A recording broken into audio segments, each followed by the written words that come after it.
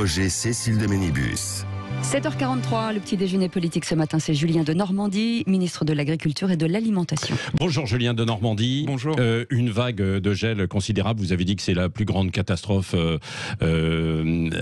pour l'agriculture, hein, c'est ça, agronomique du siècle. Il y a eu encore des périodes de gel là, ces derniers jours. Quels sont les derniers bilans que vous avez, l'estimation des pertes? On sait de manière certaine que ce sont plusieurs centaines de milliers d'hectares qui ont été impactés. Effectivement, c'est la plus grande catastrophe agronomique de ce début du XXIe siècle. Pourquoi ? Ce qu'il faut bien comprendre, et les études de Météo France, j'étais avec leurs équipes hier, le montrent très bien, c'est qu'on a battu 2 records. On a d'abord battu des records de chaleur dans des dizaines de points de stations météorologiques de notre territoire, ce qui montre en plus que c'était vrai partout sur le territoire. Et ensuite, dans ces mêmes endroits, parfois, on a battu le record de froid. Et donc, il a fait très chaud, puis extrêmement froid, c'est-à-dire qu'il y a eu une amplitude de température très forte. Et cette amplitude de température, elle vient fracasser la nature, les plantes, notamment les vignes qui commençaient à bourgeonner, notamment les arbres fruitiers qui étaient en fleurs, voire qui commençaient à avoir des fruits, mais également des champs de betteraves, par exemple, qui faisaient 2-3 cm de hauteur et qui ont été littéralement cramés. Et ce que nos auditeurs doivent bien comprendre, mais beaucoup le savent, c'est, vous savez, le gel, c'est invisible. Et donc, il y a une émotion, parce que c'est une véritable catastrophe agronomique. Mais ce qui s'est passé, c'est comme s'il y avait eu un incendie sur des centaines de milliers d'hectares. Un incendie qui, d'un coup d'un seul, venait tout ravager pour une année de récolte, fort heureusement sur une année de récolte, mais c'est de ça dont on parle. Oui, c'est ça. Mais ça représente à peu près quel pourcentage en fait de nos productions dans les différents types, que ce soit chez les arboriculteurs, dans la viticulture et la betterave. Alors on est en train de faire le détail. Oui. On sait qu'il y a des départements, par exemple la Drôme, l'Ardèche, c'est 90 à 100% de la production de fruits, notamment les abricots, les cerises, qui sont impactés. Je dis bien 90 à 100%. Il y a d'autres territoires où on sera dans des degrés un peu moindres, mais enfin, quand vous perdez 50 à 70% de votre production, c'est un désastre. Dans la viticulture, vous prenez un département comme l'Hérault, il a été ravagé. Les vignes ont été littéralement ravagées dans l'Hérault. Dans d'autres, pour vous donner un ordre d'idée, dans la viticulture, on dit qu'il y a simplement 2 zones viticoles qui n'ont pas été impactées, l'Alsace et la Charente. C'est comme ça, aujourd'hui, qu'on mesure l'ampleur du phénomène. Et dans les grandes cultures, la betterave, par exemple, on dit qu'il y a à peu près 10% des sols de betteraves, c'est-à-dire des plantations de betteraves, qui ont été ravagées. 10%, ça représente quand même 40 000 hectares. Oui. Donc, quand vous prenez tout cela cumulé, on se rend compte à quel point cet épisode, il a été d'une violence extrême. Malheureusement, il continue. Il a encore fait très froid hier. Il continuera à faire froid aujourd'hui. Donc, l'ampleur des dégâts, on ne le connaîtra que dans les prochains jours, à l'issue du nouvel épisode de gel qu'on est en train de vivre. Et donc l'estimation en milliards en fait de pertes, est-ce que l'on peut avoir... Au moment où je vous parle, je peux pas encore... Parce que la FNSEA dit par exemple à peu près 2 milliards de manque à gagner pour la viticulture. Exactement, et elle ne parle là que de la viticulture. Or, l'arboriculture, mais aussi les grandes cultures sont impactées. On est en train de va dépasser une fourchette. C'est difficile, quoi, mais pour que les auditeurs se représentent bien, ça va être quoi ? Ça va être 10 milliards Non, je ne vais pas m'avancer sur un chiffre, parce que moi, et ceux qui me connaissent savent que j'aime bien avancer avec raison, professionnalisme, et jamais dans quelque chose de vague. Donc, on est en train de faire l'évaluation des dégâts pour faire l'évaluation financière de l'impact. Et ce qui est sûr, c'est que on pourra le savoir qu'après l'épisode de gel qu'on est à nouveau en train de vivre. Parfois, la nature arrive à se ressaisir, si je puis dire. Donc, vous avez encore un espoir ? Dans beaucoup de filières, non. Dans beaucoup de filières, non. Un arbre fruitier qui a cramé, il a cramé. Parfois, dans la viticulture, vous pouvez avoir un deuxième bourgeon, pour parler simplement, qui repart. Enfin, c'est parfois, et ça n'a même pas le même rendement que le premier bourgeon. Dans la grande culture, on essaie d'organiser la possibilité de ressemer les champs avec un mois de retard. Mais imaginez, sur une culture qui devait durer plusieurs mois, vous prendrez un mois dans la vue, un mois sur laquelle la plante n'aura pas eu le temps de pousser, parce que vous allez décaler sa date de semis. Donc tout ça aura des impacts énormes. Oui, Julien de Normandie, alors avant de voir le plan que vous pouvez mettre en place pour les aides, question très pratique que doivent se poser les Français aujourd'hui, est-ce qu'on aura des fruits français cet été, ou est-ce qu'il y a une menace de l'autonomie alimentaire, du moins sur ce plan, quoi? On en aura beaucoup moins, de manière certaine. On aura ces beaux abricots de la Drôme, de l'Ardèche, ces belles cerises de la vallée du Rhône.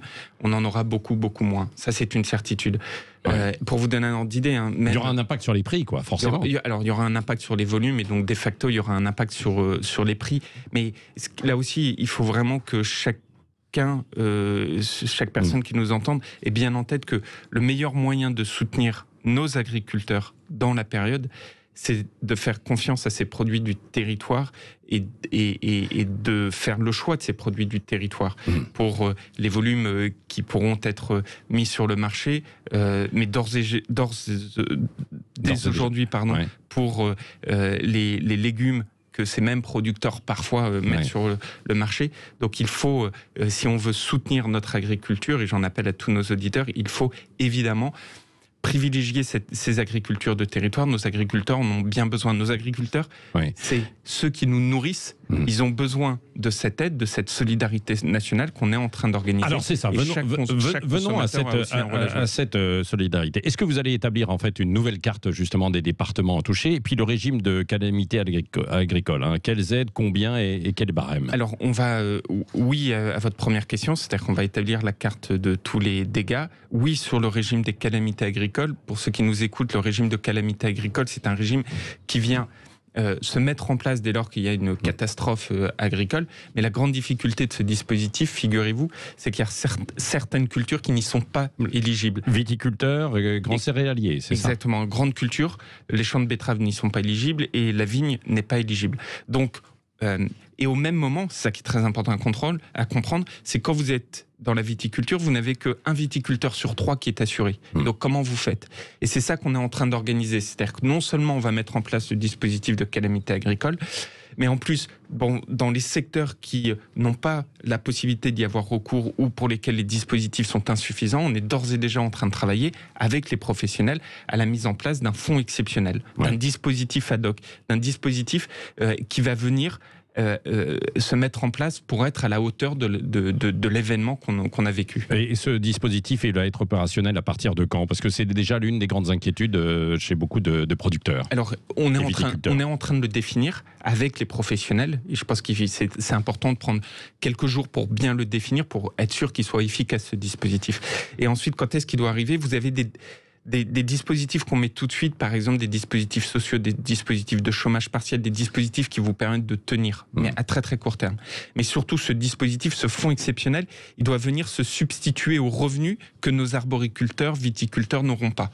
Concrètement, les arboriculteurs, c'est à partir de mi-juin, début juillet, que les ventes s'opèrent, et donc la perte sèche de revenus, elle arrive à partir de là. Donc vous voyez, on parle d'une période très courte.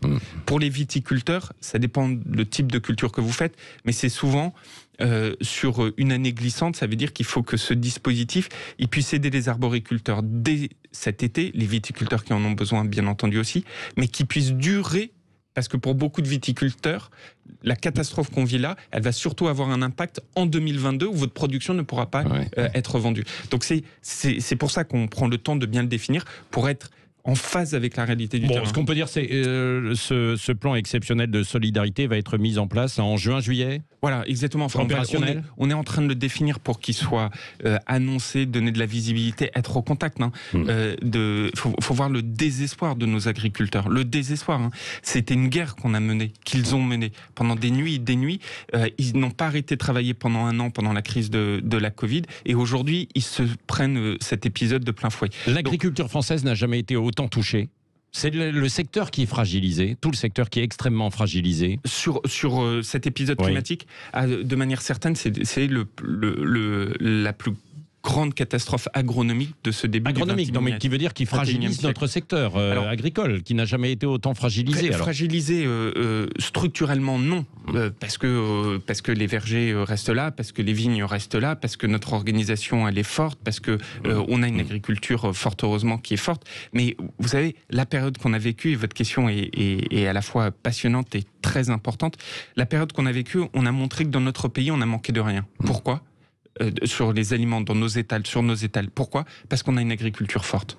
Et ce qu'il ne faut pas oublier, c'est qu'il n'y a pas un pays au monde, c'est vrai aujourd'hui, mais c'était vrai il y a 10 siècles, il n'y a pas un pays au monde qui n'est fort sans une agriculture forte. Et au même moment, cette crise, elle a montré notre force, mais elle montre aussi nos faiblesses. Aujourd'hui, on voit, par exemple, qu'on a une dépendance à l'eau, au stress hydrique, du fait des sécheresses, par exemple, qui est de plus en plus forte. Donc, comment on fait pour avoir cette souveraineté, regagner en souveraineté agroalimentaire en travaillant sur les sujets d'eau, sur les sujets de recherche, sur les sujets d'adaptation de nos cultures, sur les sujets, au final, d'indépendance agronomique. Oui, alors Julien de Normandie, sur la structuration justement de l'agriculture, il y a un autre épisode qui est important en ce moment, ce sont les aides européennes de la PAC, avec 9 milliards d'euros à répartir.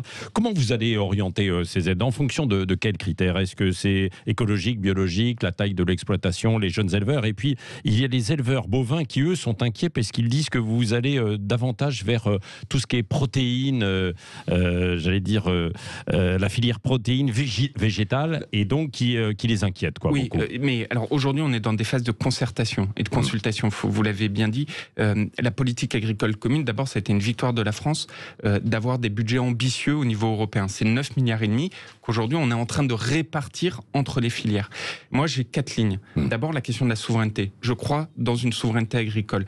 Et ce que je dis sur les protéines est essentiel. Il faut vraiment que tout le monde ait en tête qu'aujourd'hui, notre pays et l'Europe, on est dépendant des protéines sud-américaines. Oui. Ça fait 50 ans que ça dure. Le soja, c'est du soja brésilien. On importe de la déforestation. On n'est pas autonome en protéines végétales. Est-ce qu'on peut accepter cela ? À l'évidence, non. Donc, il faut que cette nouvelle politique l'accompagne. Deuxièmement, c'est la qualité, notamment dans l'élevage, dans les cultures, partout. Pourquoi accompagner la qualité ? Parce que notre ADN, l'ADN de notre agriculture, reconnu partout à travers le monde, c'est la qualité. Troisième élément, c'est les territoires. On a des territoires qui sont très différents. Tout à l'heure, vous aviez un auditeur sur les territoires de montagne qui sont confrontés à des défis. Eh bien, il faut pouvoir les accompagner. Et le quatrième élément, c'est la compétitivité. Notre agriculture, elle sera forte, dès lors aussi qu'elle sera compétitive. Oui, mais alors, il y a certains éleveurs qui se disent, et ils en ont beaucoup entendu parler, là, des menus végétariens dans les cantines scolaires. Le projet de loi autour de la loi climat le prévoit d'expérimenter. Ils se disent, est-ce qu'un jour, là, il n'y aura plus de viande dans les cantines en France, non, dans les vous cantines savez, scolaires ? le vrai débat dans les cantines, c'est pas du tout les choix, les régimes alimentaires des uns et des autres. Ouais. Moi, je suis dans une république où je suis pour le choix. Ce que je veux pas, c'est que quiconque m'impose un régime. C'est ce qui est allé se passer, là. Non, dans la loi, c'est à chaque fois, c'est laisser le choix, donner le choix, avoir la possibilité, mais rien imposer. Par contre, cette même loi, et je serai dès aujourd'hui à l'Assemblée pour en discuter avec les parlementaires, cette même loi, ce qu'on veut faire, c'est qu'elle renforce les règles de qualité, notamment de la viande, dans les cantines de nos enfants. Je vous donne juste un chiffre. 50% de la viande consommée dans nos cantines, donnée à nos enfants, est de la viande importée. C'est ça la réalité. C'est du poulet ukrainien, du poulet brésilien, c'est de la viande. Mais on ne peut pas l'interdire, ça ? Alors, vous ne pouvez pas interdire, mais par contre, on le fait de manière... non, mais pourquoi on ne peut pas l'interdire ? Parce que vous êtes dans une économie où nous-mêmes, France agricole, puissance agricole, on exporte beaucoup. Donc, mais si on met des critères de qualité... Mais alors, c'est ça qu'on fait. C'est exactement ça qu'on fait. C'est-à-dire, on n'interdit pas des importations, ça n'aurait aucun sens. Il faut réguler ces importations, il ne faut pas les interdire, il faut les réguler. Mais par contre, au même moment, on met en place des règles et qui vont être durcies par la loi, si les parlementaires le votent ce soir, pour dire aujourd'hui, il doit y avoir un minimum de produits de qualité, c'est-à-dire sous label de qualité, bio, de haute valeur environnementale. Il y a bio aussi dans la qualité. Non, mais pas que ça, justement. Quand je parle de label de qualité, c'est par exemple le label rouge dans la viande. Moi, je trouve ça très bien. Et donc aujourd'hui, on va étendre au moment où je vous parle, c'est 50% de labels de qualité dans nos cantines. Ouais. Par exemple, cet objectif-là, on va l'étendre à toute la restauration collective. Pas que dans les cantines, mais par exemple dans les restaurations d'entreprise, partout. Donc moi, mon combat, c'est pas du tout des positionnements sur tel type de régime alimentaire. C'est pas ça le vrai sujet. Mon combat, c'est la qualité de la viande, de nos fruits et légumes. Et cette qualité, on va la renforcer avec des règles plus strictes dans la loi pour dire à tout le monde, et si on veut bouger, si on croit dans notre agriculture, c'est la qualité. Donc on y va dans nos cantines, on y va dans les services de l'État, parce que l'État donne toujours des leçons, mais n'est pas exemplaire. Moi, je peux vous dire, j'ai réuni tous les services de tous les ministères de mes collègues en leur donnant, ministère par ministère, les chiffres de là où ils en étaient. On va les vérifier dans les cantines, donc, exactement. dans les cuisines, s'il y a du poulet ukrainien, brésilien. Vous vous rendez compte, vous en êtes à tel niveau de qualité. Comment on peut nous dire il faut pousser si vous ne donnez même pas l'exemple, et de le faire aussi dans les entreprises, etc. Donc un seul combat, la qualité de nos viandes, notamment. On a des formidables élevages. Il faut absolument que la viande de ces élevages soit consommée dans notre pays. Allez, dernière question, Julien de Normandie, avec Cécile, quoi. Oui, il y avait un instant, nous avions un éleveur ariégeois au téléphone, très très ému, qui revenait sur les grands prédateurs qui s'attaquent aux élevages. Je vous propose d'écouter son témoignage. Nos montagnes sont rougies de sang depuis quelques années par les attaques insupportables et meurtrières des ours et des loups. J'ai la larme à l'œil quand je vous raconte ça. Qu'est-ce qu'il veut? Qu'est-ce que veut la France? Est-ce qu'on veut éradiquer les éleveurs? Parce que ça correspond à ça. On ne peut pas faire cohabiter de l'élevage des loups et des grands prédateurs. Voilà, comment on peut aider ces éleveurs? Déjà, moi, j'ai entendu votre auditeur, on sent toute l'émotion de la détresse. Ah oui, c'est... Toutes les nuits, il se réveille avec l'angoisse. Et aujourd'hui, on a pris la mesure, il y a notamment 1 an et demi du désarroi de beaucoup.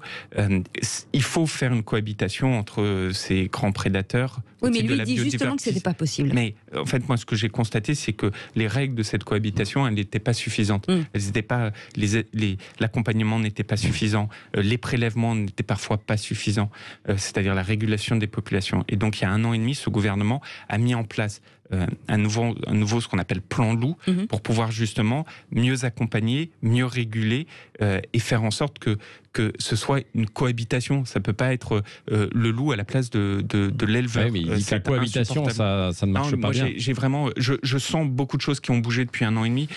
Dans beaucoup de départements, on a vu qu'on a pris parfois des décisions difficiles, courageuses, pour justement s'assurer de cette cohabitation. Oui, puisque là en Ariège, on parle de 1200 bêtes par an. Tuer. Oui, tuer. C'est ce qui est absolument énorme. Et puis ce qu'il faut avoir en tête, c'est que vous savez, je vous donne un exemple, et je ne veux pas être trop long, mais aujourd'hui, on avait des systèmes d'indemnisation, par exemple, de l'éleveur, en disant c'est pas très grave, l'éleveur, sa brebis est attaquée, on indemnise. Mais une brebis, pour un éleveur, ce qu'il faut avoir en tête, c'est que c'est le travail parfois d'une vie. C'est-à-dire, c'est des générations et des générations de brebis qui ont été sélectionnées pour avoir justement cette viande de qualité. Donc une brebis, ça n'est pas un objet qu'un loup pourrait attaquer, et puis l'État qui dirait derrière, c'est pas grave, on indemnise. Non, c'est beaucoup plus compliqué que ça, et donc cet accompagnement, on l'a renforcé il y a 1 an et demi. Moi, j'y suis très vigilant parce que... Et on va le renforcer encore aujourd'hui.